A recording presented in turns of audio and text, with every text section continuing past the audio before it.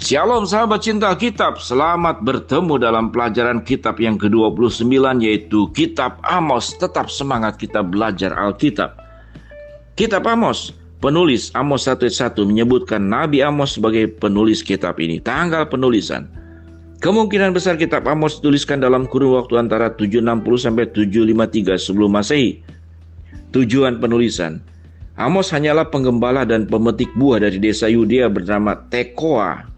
Ketika ia dipanggil Allah, ia sendiri bukan orang berpendidikan tinggi atau mempunyai latar belakang imam. Amos ditugaskan berbicara kepada tetangganya di utara, yakni Israel. Pesannya mengenai malapetaka yang akan datang dan terbuangnya bangsa ini ketika karena dosanya tidak populer dan diabaikan.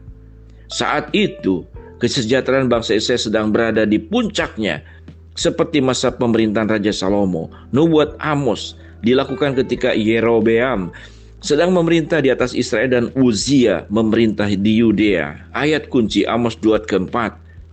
Beginilah firman Tuhan, karena 3 perbuatan jahat di Yehuda, bahkan 4, aku tidak akan menarik kembali keputusanku, oleh karena mereka telah menolak hukum Allah dan tidak berpegang pada ketetapan-ketetapannya, tetapi disesatkan oleh dewa-dewa kebohongannya yang diikuti oleh nenek moyangnya.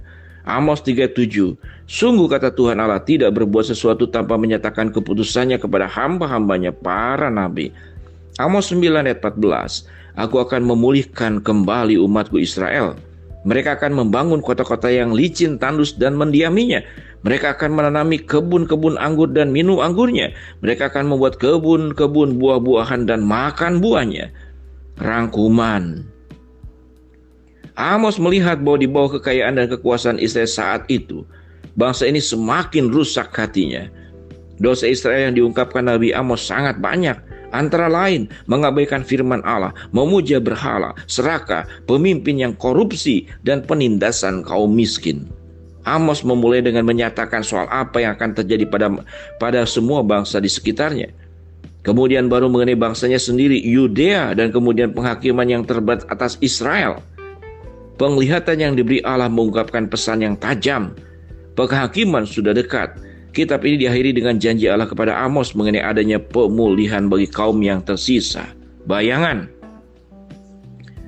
Kitab Amos diakhiri dengan janji yang indah mengenai masa depan. Maka aku akan menanam mereka di tanah mereka, dan mereka tidak akan dicabut lagi dari tanah yang telah kuberikan kepada mereka. Firman Tuhan Allah, Amos 9:15.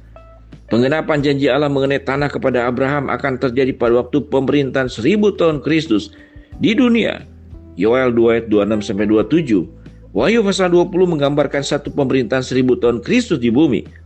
Satu periode waktu yang dipenuhi damai dan sukacita, di mana pemerintahan juru selamat yang sangat amat sempurna. Pada waktu itu bangsa Israel yang percaya kepada Yesus dan orang Kristen non-Yahudi akan dipersatukan di dalam gereja. Mereka akan hidup dan memerintah bersama dengan Kristus. Praktek. Seringkali kita menganggap diri kita hanya seorang sales, petani, atau ibu rumah tangga. Amos mungkin dianggap sebagai hanya seorang. Ia bukan nabi, imam, ataupun anak dari kedua jabatan tersebut. Ia hanya seorang penggembala, seorang pebisnis kecil di Yudea. Siapa yang akan mendengarkan dia? Tapi itu tidak menjadi alasan. Amos tetap taat. Karena ketaatannya itu, ia menjadi suara nyaring Allah mengenai perubahan.